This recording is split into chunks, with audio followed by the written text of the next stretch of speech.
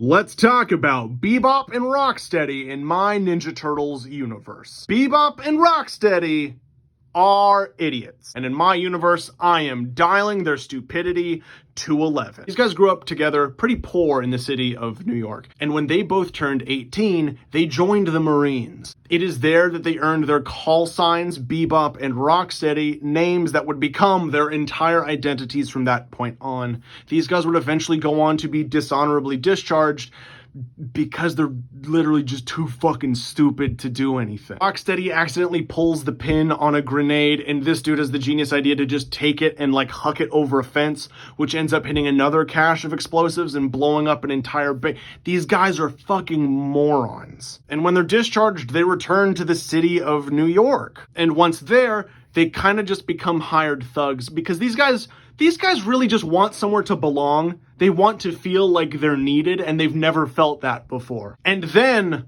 along comes Karai. During the second season of my Ninja Turtles series, Hun proves to be a bit of a disappointment for Shredder, and all of Shredder's super soldiers, in fact, prove to be disappointments when facing the Turtles.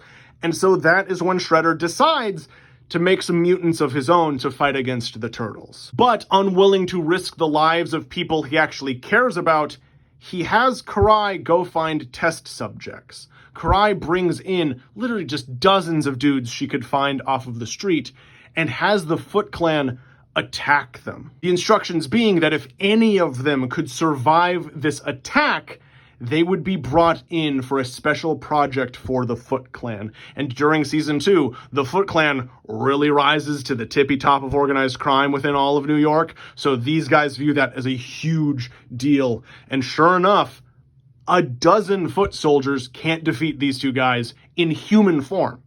They're not augmented, they're not nothing. They're just two strong, dumbass best friends who take on an entire horde of ninjas and fucking win. And then they get to meet the Shredder, and after talking to them for just a little bit, the Shredder deems that these two men are fucking morons.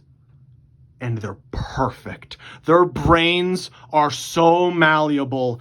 They're just the perfect subjects for complete mind washing, turning into completely faithful, diehard members of the Foot Clan. Shredder knows he could never get these guys to have the discipline of a ninja, but that's not what he needs right now. He doesn't need a knife. He needs a fucking sledgehammer. And so he lets these two dumb idiots pick their own mutations. Bebop decides on a boar, but not just any boar. Bebop hunts down his own Hogzilla. Wild hogs in America can get insanely huge, and Bebop goes and finds the biggest one he can, kills it, and takes its blood back to the Foot Clan, and they mutate him with that. And he grows to be about 9 feet tall and this jacked in his mutant form.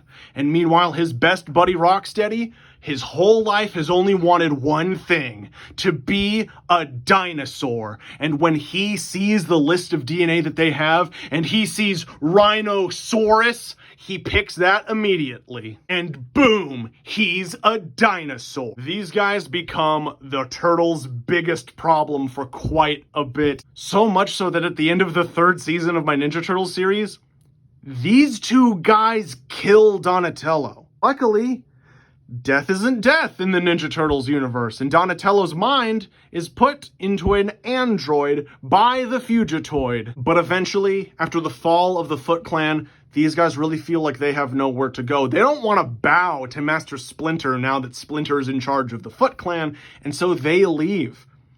And they end up falling in line with the mighty Mutanimals. Now, in the comics, the Mutanimals and Old Hob in general are more sort of devoted to protecting mutants in terms of animals turned humanoid, not humans turned into animal hybrids. But I'm not going to make that distinction that important in my universe, because at the end of the day, they're anthropomorphic, fully sapient animal people. And so these guys will be brought into the mighty Mutanimals, and guess what?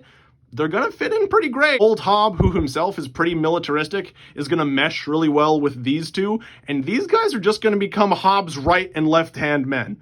And that's really all there is to it. These guys are gonna stick by Hob for the rest of my series. And just for fun, their introductory episodes within the 3rd season of the Ninja Turtles series will be called The Ballad of Bebop and Rocksteady Rhapsody. And that is Bebop and Rocksteady in my Ninja Turtles universe.